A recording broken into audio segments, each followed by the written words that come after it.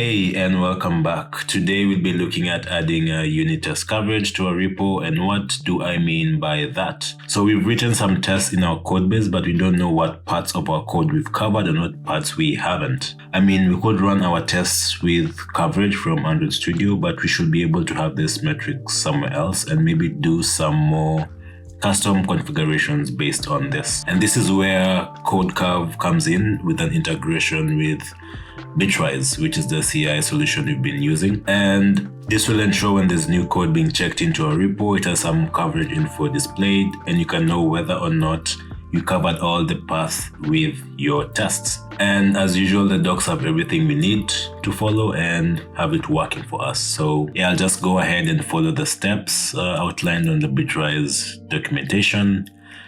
And so I'll start by going to Codecov. This is where we'll begin our code coverage journey. And as you can see, it's used by a bunch of companies. I have used it for my personal projects, and I think the fact that it also has an integration with the CI solution we are using makes it the top choice here. And there's some testimonials down here from Lyft. So cool. I guess it's something you can also use in a professional setup.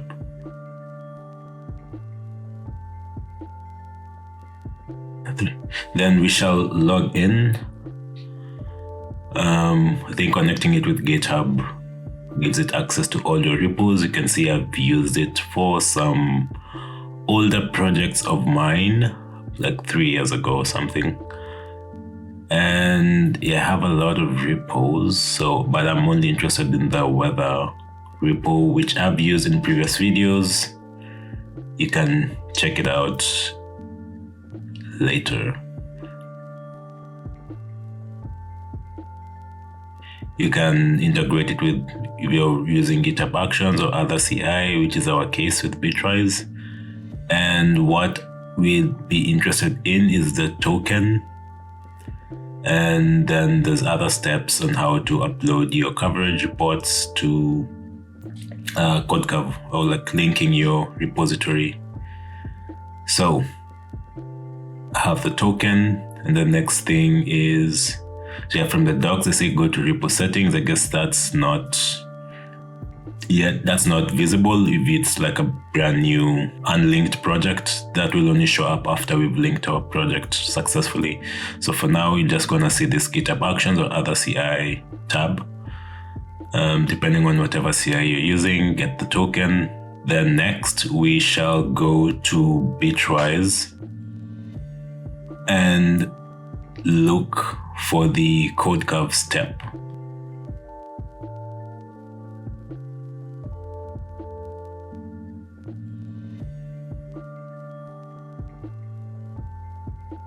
So we're now in Bitrise. We'll go to our workflow, onto the steps.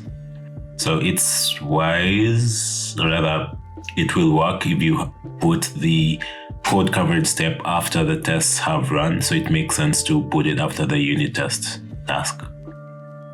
Because the tests have to run, then the coverage information has to be generated, then deployed to your coverage provider or coverage solution. And what this needs is a token. So the token that we just saw in the CI integration tab from Codecov.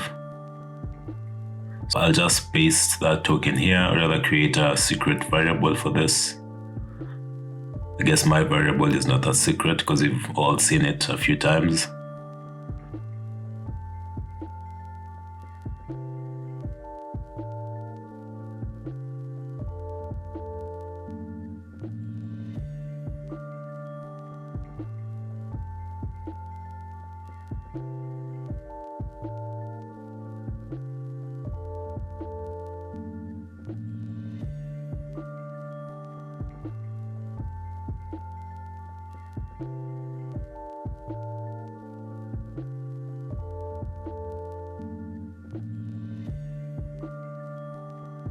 So create a secret environment, call it repository.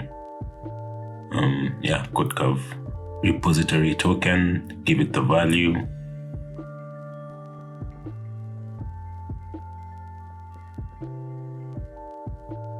That should be it. Then I forgot to expose it for pull requests, so yeah, this I think it would be nice to also have access to this in the pull requests.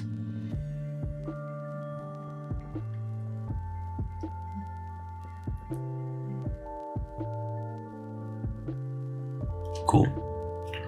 Then the OS name, this is the machine in which your build is running on, I believe. So I chose Linux.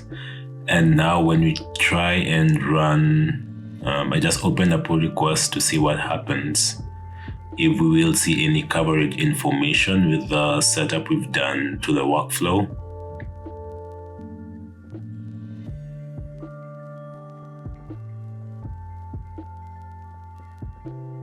The checks are done, but I don't see my coverage information.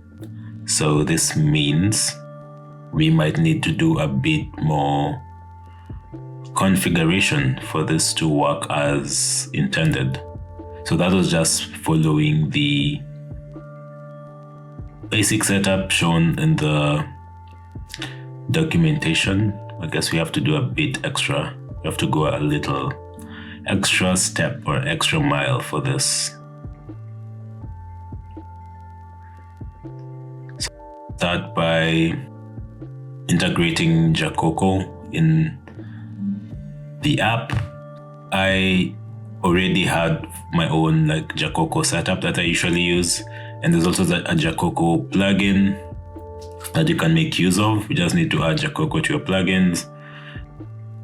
We do a bit of configuration, register JaCoCo task that will generate the coverage, tell it how you want the reports to be made. You want it XML, HTML, outputs, which files should not be included, and where it can find the files which coverage is being checked for, and etc. etc. Yeah, there's a lot that can be said about this setup, whether it's available from the codebase. And normally the coverage files will be pushed to the build folder that's usually not checked into CI. Usually it's like a generated folder, and you can access your reports information from there. Also, if you want to know more about the JaCoCo plugin, I'll also leave a link in the description box. And yeah, you can have a look at what this deals. So this basically just generates reports for us, and this is how it looks in its raw form. When you run the JaCoCo, once you register the JaCoCo task and run it, it's going to generate this kind of table with percentages, like which classes were tested, which classes were not tested. And this is important because the Codecov will need this information for it to display it in a certain dashboard, or rather in a much more beautiful way. And yeah, you can also see what percentage of the app is tested or not tested. I mean, you could also do this from Android Studio, but yeah, not everything needs will be done from Android Studio. Yeah, I think like you just saw, the green is things are tested, the red is parts that have not been tested. Also, another thing that I noticed with Codecov is the supported coverage formats doesn't support HTML. So you'll have to generate your reports in XML format if you're using JaCoCo. I think that works best. And yeah, I think now we can then go and specify. So I added this extra option which specifies where Codecov will find the coverage report in XML format. So if you don't add this, you might run into a bit of issue. If you run into an issue telling you to use like this F option, you probably need to specify where your coverage file info is.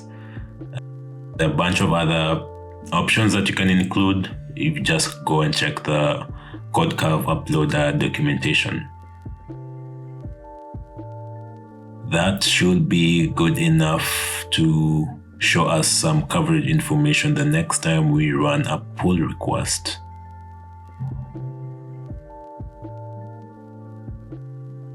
Okay, so now I open another pull request and you can see this Codecov report thingy box shows up now. On develop, it has question marks, meaning, it makes sense because this is the first time we are integrating coverage. You can see on the checks, there's now Codecov checks that have shown up now. And yeah, develop doesn't have any coverage integration yet until we merge this. Then from here on out, it will be used to compare future pull requests if they're either adding to the coverage or taking away from the coverage. It's safe to say that the integration is now working as expected.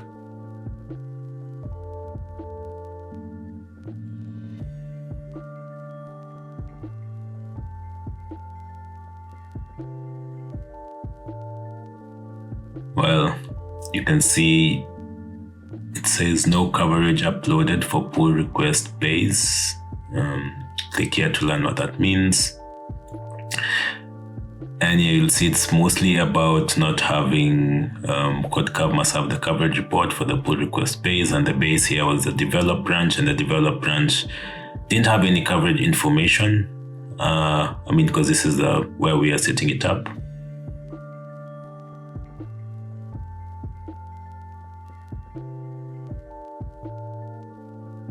Also, let's see how this looks like on the dashboard.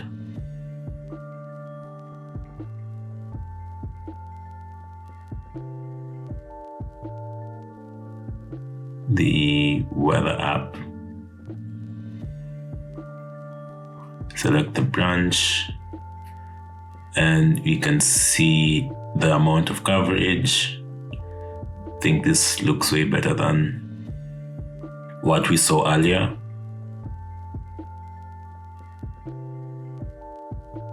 We can go into the folders and see which files are covered, which files are not.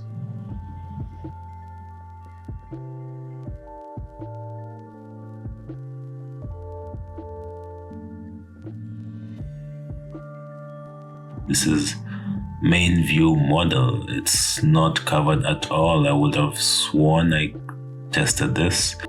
This is how coverage can help you detect, in case you're in my situation where you think you tested something, but it seems like I really didn't. And the green means these are parts which are covered by the tests. Yeah, this one is really well tested. 92, nice.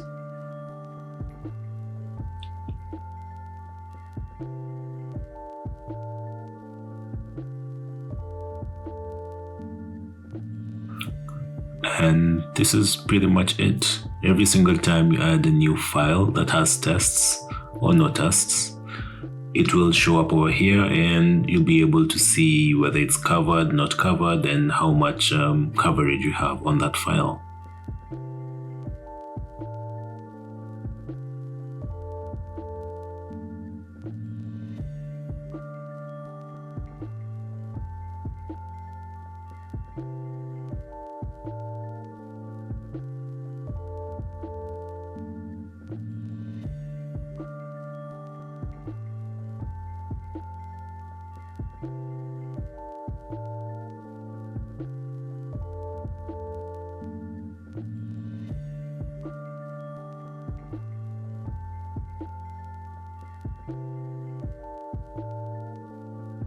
And there's also badges for code coverage in case you want to, display your nice coverage status or signal your terrible coverage status on your repo or someplace.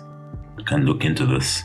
You could also configure your pull request to have the heat map graphs we just saw down there.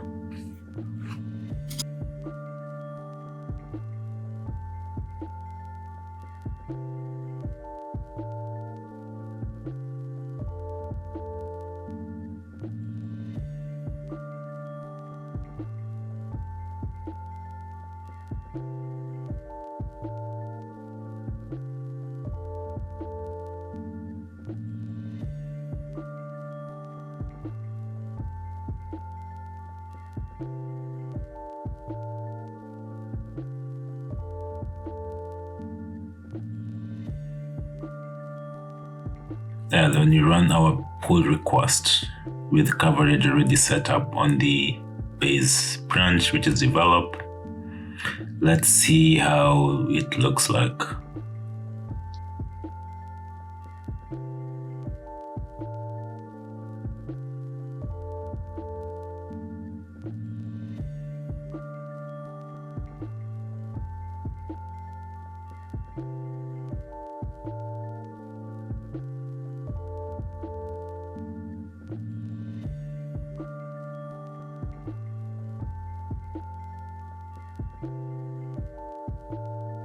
And as you can see, now it shows something like different. It compares it with the base comparison with base 58 compared to head. Yeah, so it compares the base and the new one. Like here, the coverage is still the same. I didn't really add or remove any tests. The coverage diff shows all this information. Well, you could customize this interface if you want to see graphs or more things over here. You can do that, but we'll not be doing that today.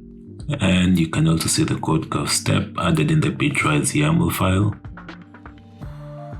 Another thing to mention is, usually code coverage is added so that you can set some strictness on how much testing should be done. You can also check on the configurations for this. I'll leave a link for the resources, and that will be all for this video. Thanks for watching. Hope you found it helpful. If you have any questions or comments, leave them down below, and I'll see you in the next video. Ciao and happy coding.